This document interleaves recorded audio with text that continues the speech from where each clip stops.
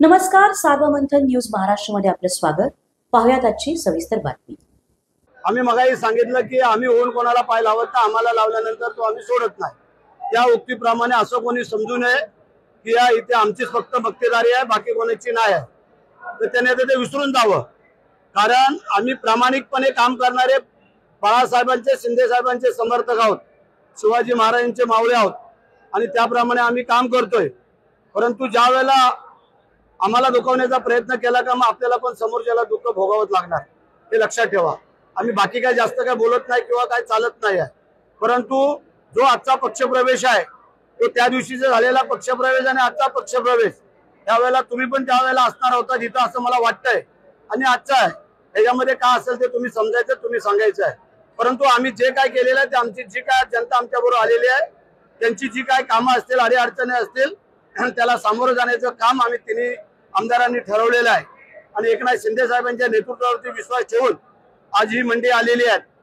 कारण ज्या वेळेला एकनाथ शिंदे साहेब मुख्यमंत्री होते त्यावेळेला भरभरून या नगरपंचायतीला दिलं, हे कोणाला नाकारता येत नाही। मगाशी आम्ही जनतेला दाखवली, आम्ही सांगितलं त्याने एक काम करून दाखवावं, परत आम्ही बोलणार नाही।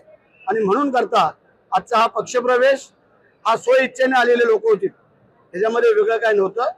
आणि म्हणून आज मी त्यांचं स्वागत करतो, त्यांना धन्यवाद देतो। आदित्य ठाकरे असे म्हणतात की शाळेला दिलं होतं ते बदलायला लावलं, राजकारण कुठल्याही स्तराला जावं, पण एका माऊलीचं नाव बदलायला लावतं, अशा राजकारणाला कसं बघताय? पहिला तर मुद्दा, आम्ही त्या राजू साहेबाला सांगितलं नव्हतं आमच्या आईचं नाव द्या, का एकनाथ शिंदे साहेबांनी सांगितलं ना आमच्या आईचं नाव द्या।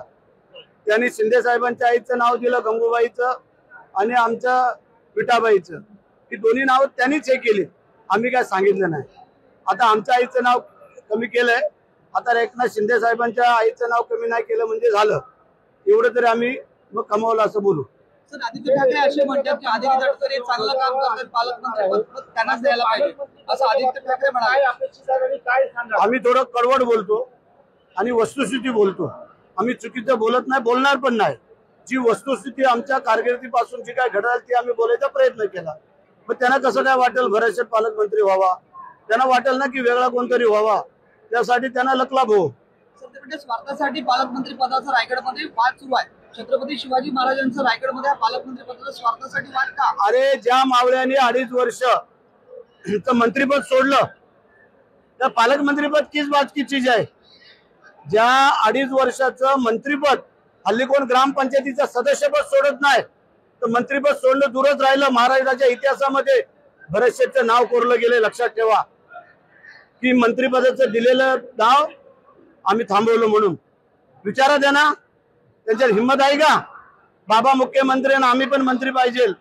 एकनाथ शिंदे साहेबांनी केलं नाही, मी मुख्यमंत्री असताना मुलाला मंत्रिपद दिलं नाही, हे थोडंसं अनुभवा। एकनाथ शिंदेचं माहिती सरकारच्या मधलं जे बदल आहे ते कमी पडताना दिसतंय का? अजिबात नाही, वाढताना दिसतंय, कमी पडताना का दिसतंय? अरे, एकनाथ शिंदे साहेबांच्या केलेल्या काम कर्तृत्वामुळे ही महायुतीची सत्ता आली, हे कोणाला नाकारता येते का? मग त्याच्यामध्ये ते कमी कुठलं पडतंय? जर कमी पडले असेल तर आमच्या पालकमंत्र्यावरती स्टे आला नसता, हे लक्षात ठेवा। सार्वमंथन न्यूज महाराष्ट्राला लाईक करा, शेअर करा, सबस्क्राईब करा।